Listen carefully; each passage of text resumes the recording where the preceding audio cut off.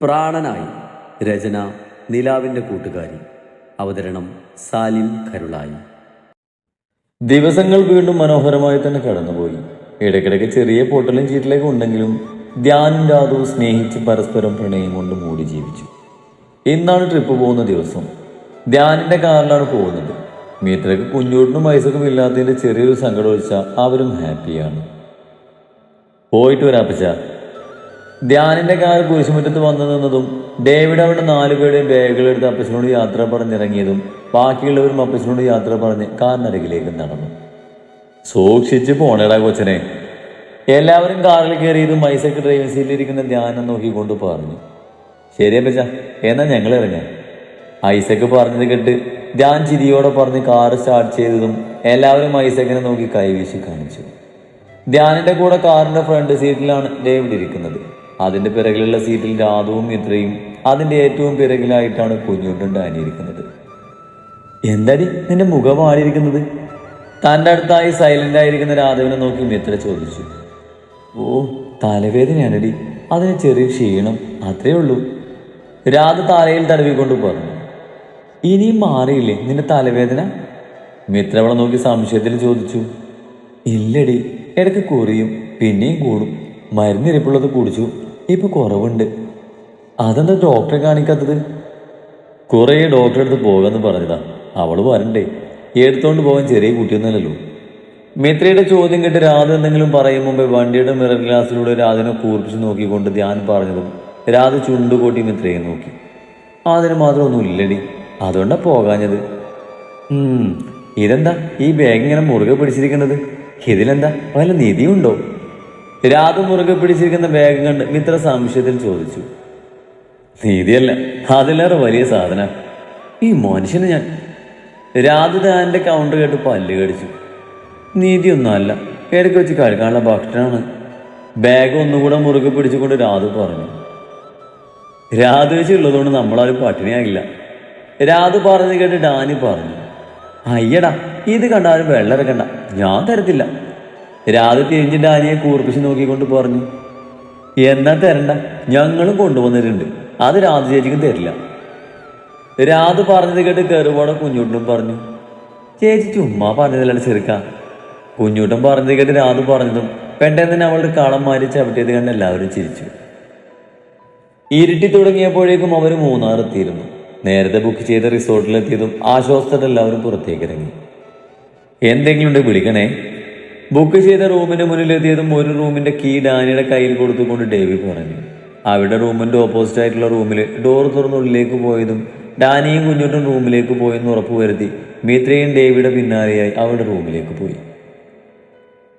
രാത്രി ഭക്ഷണം കഴിച്ചു കഴിഞ്ഞ് എല്ലാവരും റിസോർട്ടിന്റെ മുമ്പിലുള്ള ക്യാമ്പ് ഫയറിന്റെ അടുത്തിരിക്കുമ്പോഴാണ് ഡേവിഡ് 3-4 ബിയർ കുപ്പികളായിട്ട് അങ്ങോട്ട് വന്നത്. ഹായ്, ബീറ്. ഡെവിയുടെ കയ്യിലെ ബീറ് കണ്ടതും കുഞ്ഞുട്ടിന് ആവേശത്തോടെ പറഞ്ഞു. ഡെവിക്ക് അടുത്തേക്ക് ഓടാൻ നിന്നതും അതിനു മുമ്പായി മിത്രവനെ പിടിച്ച് തൻ്റെ അടുത്ത് തന്നെ ഇരുത്തി. എനിക്ക് മാത്രം എന്താ ഗ്ലാസ്സിൽ ഇച്ചിരി തന്നത്? ധ്യാനിന്റെ ആദ്യം ഒരു ഫുള്ള് കുപ്പി കൊടുത്ത് ഡേവിഡ് ഡാനിക്ക് ഗ്ലാസ്സിൽ ഒഴിച്ചു കൊടുത്തതും ഡാനി ഡെവിയെ നോക്കി കയറുപാട് ചോദിച്ചു. നീ അത്ര കുടിച്ചാൽ മതി. അത് പറഞ്ഞ് ഡെവി തന്റെ കയ്യിലുള്ള ബിയർ ബോട്ടിൽ വേണമെന്ന രീതിയിൽ മിത്രയ്ക്ക് നേരെ നീട്ടിയതും അവൾ വേഗം തന്നെ വേണ്ടെന്ന് പറഞ്ഞു. ചേട്ടായി, എനിക്കും വേണം.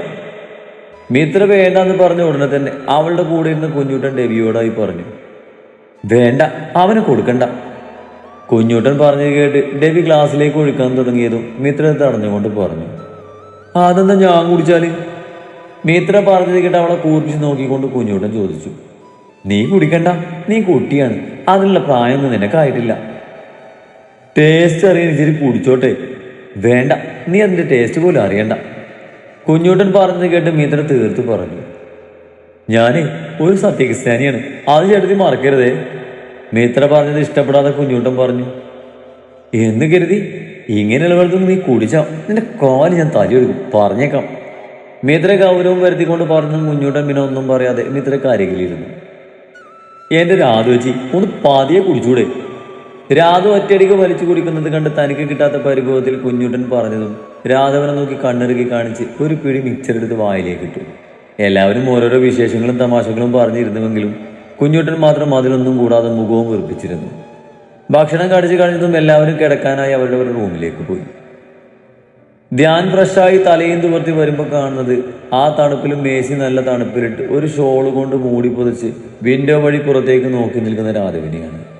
അവൾ കാര്യമായ എന്തോ ആലോചനയിലാണെന്ന് കണ്ടതും ധ്യാൻ കയ്യിലുള്ള ടവൽ സ്റ്റാൻഡിൽ വിരിച്ചിട്ട് കള്ളച്ചിരിയോട് അവൾക്ക് അരികിലേക്ക് നടന്നു.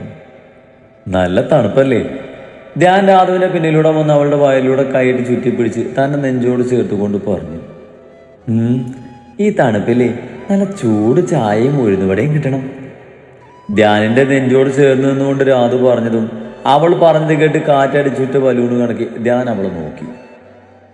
നീ ഇത്തിരി റൊമാൻറ്റിക് ആയിട്ട് ചിന്തിക്കുക, അപ്പൊ ഈ ഭക്ഷണം കഴിക്കാനുള്ള മൂടൊക്കെ മാറിക്കോളും. രാധുവിനെ തന്റെ നേരെ തിരിച്ചു നിർത്തിക്കൊണ്ട് ധ്യാൻ പറഞ്ഞു.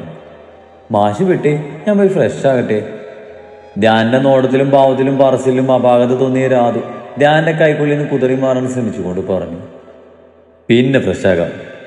ധ്യാൻ രാധു പുതച്ചിരുന്ന ഷോൾ അവളിൽ നിന്ന് നടത്തി മാറ്റി രാധുവിനെ കയ്യിൽ കോരിയെടുത്ത് ബെഡ് ലക്ഷ്യം വെച്ചുകൊണ്ട് നടന്നു. അയ്യേ, എന്നെ വിട്ടേ. ധ്യാന്റെ ഉദ്ദേശം എന്താണെന്ന് മനസ്സിലായതും രാധവന്റെ കയ്യിൽ കിടന്ന് കുതിരിക്കൊണ്ട് പറഞ്ഞു, ഇല്ല മോളെ, കുറച്ച് ദിവസമായി നിന്നെ ശരിക്കൊന്ന് കൈ കിട്ടിയിട്ട്. കുതിർന്ന രാധവിനെ മുറുകെ പിടിച്ചുകൊണ്ട് ധ്യാൻ പറഞ്ഞു, മാഷെ വേണ്ട, ഇവിടെ ക്യാമറ ഉണ്ടെങ്കിലോ? ക്യാമറ ഉണ്ടെങ്കിലേ അവര് സീ പിടിച്ചോട്ടെ. ധ്യാൻ രാധവനെ നോക്കി കണ്ണിറക്കിക്കൊണ്ട് പറഞ്ഞു. അയ്യേ, നാണല്ലാത്ത മനുഷ്യൻ. രാധ ധ്യാനം നെഞ്ചിൽ പിച്ചുകൊണ്ട് പറഞ്ഞു. അതെല്ലോ, എനിക്ക് ഇത്തിരി നാണം കുറവാ. അത് ഇനിയും നിനക്ക് മനസ്സിലായില്ലേ ഭാര്യ? രാധവിനെ ബെഡിലേക്കിട്ട് അവളുടെ മുകളിൽ അമർന്നുകൊണ്ട് ധ്യാൻ പറഞ്ഞതും രാധു നാണത്താൽ കണ്ണുകളടച്ചു. പിറ്റേന്ന് കാലത്ത് തന്നെ അവരെല്ലാം മൂന്നാർ ചുറ്റിക്കറങ്ങാൻ ഇറങ്ങിയിരുന്നു. എല്ലാവരും ഓരോരോ സ്ഥലങ്ങൾ കണ്ട് ആസ്വദിക്കുന്ന തിരക്കിലാണെങ്കിലും രാധു മാത്രം ഓരോരോ ഇടത്ത് നിന്ന് കിട്ടുന്ന ഫുഡ് ആസ്വദിക്കുന്ന തിരക്കിലായിരുന്നു. സ്ട്രീറ്റ് ഫുഡ് അധികം കഴിക്കണമെന്ന് പറഞ്ഞ് എല്ലാവരും രാധുവിനെ വിലക്കിയെങ്കിലും അവൾ അതൊന്നും മുഖവിലക്ക് പോലും എടുത്തിരുന്നില്ല എന്നതാണ് സത്യം. മൂന്നാറിൽ ഓരോ നിമിഷവും ആസ്വദിച്ച് രാത്രിയിൽ തങ്ങളുടെ സ്വകാര്യ നിമിഷങ്ങളിൽ മാത്രം പരസ്പരം പ്രണയിച്ചും പങ്കുവച്ചും 2 ദിവസം അവരവിടെ ചിലവഴിച്ച് അവർ യാത്ര തിരിച്ചു. മൂന്നാറിനോട് വിട പറഞ്ഞ് കൊടൈക്കനാൽ പോകുമ്പോഴാണ് രാധവിന്റെ രൂപത്തിൽ പണി കിട്ടുന്നത്. രാധവിനെ നിർത്താതെയുള്ള വോമിറ്റിംഗ് കാരണം അടുത്തുള്ള ക്ലിനിക്കിൽ കാണിച്ചുവെങ്കിലും ഫുഡ് പോയിസൺ ആണെന്ന് പറഞ്ഞ് മെഡിസിൻ കൊടുത്തുവെങ്കിലും അവൾക്ക് യാതൊരു കുറവില്ലായിരുന്നു. അപ്പൊ തന്നെ പറഞ്ഞതാ കണ്ണി കണ്ട ഭക്ഷണം ഒന്നും കഴിക്കേണ്ടെന്ന്. കേട്ടില്ല. ഇപ്പൊ എന്തായി? റോഡ് സൈഡിൽ നിന്ന് ഛർദ്ദിക്കുന്ന രാധവിന്റെ പുറം തടവി കൊടുത്തുകൊണ്ട് ധ്യാൻ പറഞ്ഞു. അപ്പോഴേക്കും മിത്ര കയ്യിലുള്ള ഒരു ബോട്ടിലും പിടിച്ച് അങ്ങോട്ട് വന്നു. രാധു, ഈ വെള്ളം കുടിക്ക്. മിത്ര വെള്ളം കൊടുത്തതും രാധു വാ കഴുകി ഇത്തിരി കുടിച്ചതും കുടിച്ച വെള്ളമെല്ലാം പുറത്തേക്ക് ഛർദ്ദിച്ച് തളർന്നു കുഴഞ്ഞ് വീഴാൻ പോയതും അതിനു മുമ്പായി ധ്യാൻ അവളെ താങ്ങി പിടിച്ചു. അയ്യോ രാധു! പെട്ടെന്ന് രാധു വീഴാൻ പോയത് കണ്ട് മിത്ര വേഗം അവളുടെ അടുത്തേക്ക് വന്ന് തട്ടി പിടിച്ചുവെങ്കിലും രാധ ഞെരുങ്ങുകയല്ലാതെ അവൾ കണ്ണു തുറക്കാത്തത് കണ്ട് എല്ലാവരും ഭയം നിറഞ്ഞു.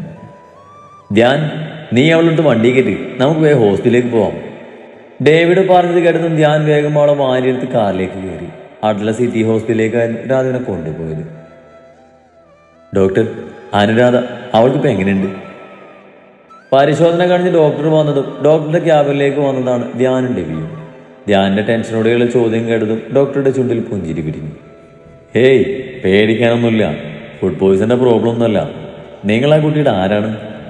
ധ്യാനിന്റെ മുഖത്തെ ടെൻഷനും കണ്ട് ഡോക്ടർ ധ്യാനെ നോക്കിക്കൊണ്ട് ചോദിച്ചു. ഹസ്ബൻഡാണ്. എത്രയായി മാരേജ് കഴിഞ്ഞിട്ട്? 6 മാസമായി. ഡോക്ടറുടെ ചോദ്യം കേട്ടതും ധ്യാൻ വേഗം പറഞ്ഞു. ആ, ടെസ്റ്റ് റിസൾട്ട് വരട്ടെ, എന്നാൽ മാത്രമേ എന്താണെന്ന് പറയാൻ പറ്റൂ. ഡോക്ടർ തന്റെ ഉള്ളിലെ സംശയം മറച്ചു വെച്ച് നേരത്തെ ഒരു ചിരിയോട് അവരോട് പറഞ്ഞതും ഡോക്ടറോട് പറഞ്ഞവർ പുറത്തേക്ക് ഇറങ്ങി റിസൾട്ട് കിട്ടുന്നത് വരെ അവർ വെയിറ്റ് ചെയ്തു. അരമണിക്കൂറിന് ശേഷം റിസൾട്ട് വന്നതും ഡോക്ടറുടെ ക്യാബിനിലേക്ക് വരാൻ പറഞ്ഞ് നേഴ്സ് പോയതും ധ്യാൻ ടെൻഷനോടെ തന്റെ കൂടെ നിൽക്കുന്ന ഡെവിയുടെ കയ്യിൽ മുറുകെ പിടിച്ചു. എടാ, എനിക്ക് പേടിയാകുന്നു. അവൾക്കിനി എന്തെങ്കിലും വലിയ പ്രശ്നമാകൂ? ഏയ്, അങ്ങനൊന്നും ആവില്ല. നീ വെറുതെ ഓരോന്ന് ആലോചിച്ച് കൂടി ടെൻഷൻ അടിക്കണ്ട. ഡെവി ധ്യാനെ ആശ്വസിപ്പിച്ച് അതും പറഞ്ഞ് അവനെയും കൊണ്ട് ഡോക്ടറെ ക്യാബിന് ലക്ഷ്യം വെച്ച് നടന്നു. ഡോക്ടർ, എന്തെങ്കിലും കുഴപ്പമുണ്ടോ അവൾക്ക്? ചെയറിലേക്ക് ഇരുന്ന് ഡോക്ടറോടായി ധ്യാൻ ആദ്യയോടെ കാര്യങ്ങൾ തിരക്കി. ഏയ്, താനിങ്ങനെ പേടിക്കാൻ മാത്രമൊന്നുമില്ല. പിന്നെ ഒരു ഗുഡ് ന്യൂസ് ഉണ്ടേ. കയ്യിലെ റിപ്പോർട്ടിൽ ഒന്നുകൂടെ കണ്ണുകളോടിച്ച് ഡോക്ടർ പറഞ്ഞത് കേട്ട് ധ്യാനും ഡെവിയും എന്താണെന്ന് അറിയാതെ പരസ്പരം മുഖത്തോട് മുഖം നോക്കി. You are going to be a father. She is pregnant. Doctor ചിരിയോടെ പറഞ്ഞത് കേട്ട് ധ്യാൻ ഞെട്ടി. പിന്നെ ആശ്ചര്യത്തോടെ വാപൂത്തിയിരുന്നു. മുന്നിൽ ഡോക്ടർ ഇരിക്കുന്നത് കൊണ്ട് തന്നെ ധ്യാൻ തൻ്റെ ഉള്ളിൽ സന്തോഷം അടക്കി നിർത്തി. ഡോക്ടർ ഡോക്ടർ പറഞ്ഞ് സത്യമാണോ? വിശ്വാസം വരാതെ ഒന്നുകൂടെ ഉറപ്പിക്കാൻ എന്നവണ്ണം ധ്യാൻ ചോദിച്ചു. അതേടോ, വൈഫിനെ നന്നായി ശ്രദ്ധിക്കണം. നാട്ടിലെത്തിയ ഉടനെ തന്നെ നല്ലൊരു ഗൈനക്കോളജിസ്റ്റിനെ കാണിക്കണം. ഇനി ട്രാവൽ ചെയ്യാതിരിക്കുന്നതാണ് നല്ലത്. ഇപ്പം തൽക്കാലം വൊമിറ്റിംഗ് മാറാനുള്ള മരുന്ന് എഴുതിയിട്ടുണ്ട്. ഡ്രിപ്പ് ഇട്ട് കഴിഞ്ഞാൽ പോകാം.